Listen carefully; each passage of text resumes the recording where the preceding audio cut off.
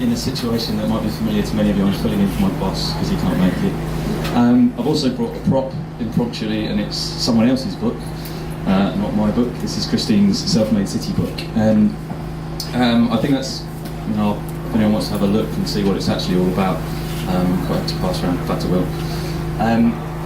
But speaking from the position that Kenneth asked me to contribute from, which was as part of the fairly light on its feet research project that Ash Sackler initiated alongside with the University of Sheffield and Design for Homes, who are, in a cynical way, they're a consultancy for house builders. In a positive way, they're a force for good in the house building industry. They're kind of somewhere between the two.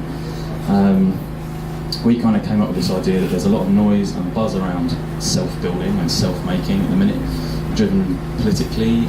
Reforming our planning system, for example, makes it more likely, more possible. A specific clause in the National Planning Policy Framework that means councils have a duty to provide all of us with space to build our own homes if we want to and are able to. We can now, as Nick Bowles invited us to, sue our councils if they don't do that.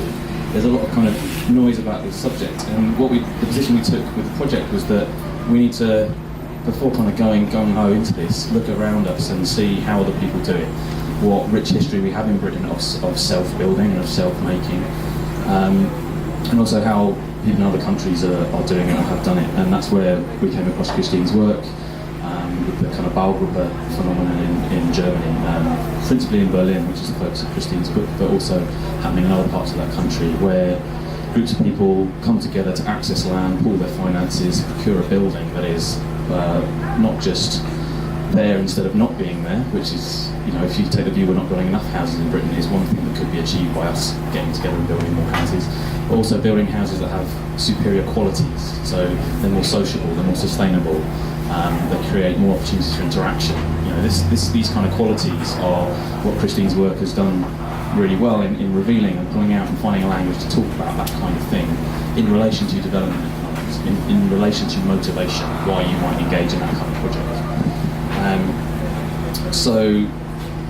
I guess I'll mention the project.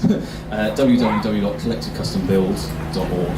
There's a short video that kind of stitches a narrative through recent policy developments and things that are making it perhaps more likely, or I don't know, creating a buzz around this idea right now, kind of in Britain. And as a result of doing that very short 6-month project, where working with Ash Sackler, we produced the website and this video. We kind of also created a kind of brand or an idea, an identity through which people have come to us, and that's principally to the way that Canny really energetically organises things like this. Getting people together under one roof to talk about things, or meet each other. And we're looking still to do more things like that. We ran a trip to Berlin recently where we met up with Christine and also looked at some of these projects firsthand, and I think that's one of the most important things we can be doing. If we're interested, let's not just talk about it, let's go and see things and learn about them and ask questions to the people that did them and find out how we could do them too. And I think that's the kind of thing I'll close on. Could you talk just a bit about Sheffield and the fact that you're actively looking for land? So, I don't know if you could hear Canny just asked me to talk a bit about Sheffield and how there are initiatives in that city that are actively looking for sites and lands.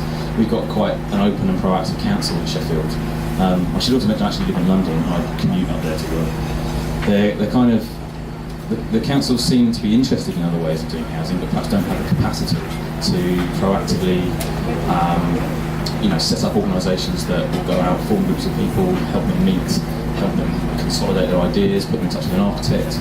That role is perhaps something they don't have the resource or time to do, and so the university is thinking about how it can fill that role, and how it can become quite civically engaged.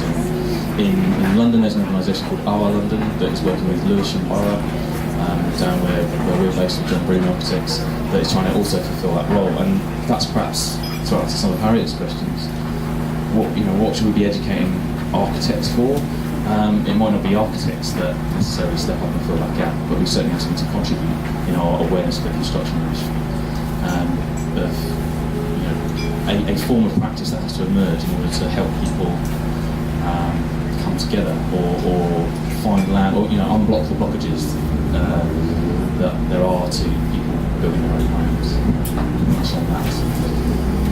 That's fantastic.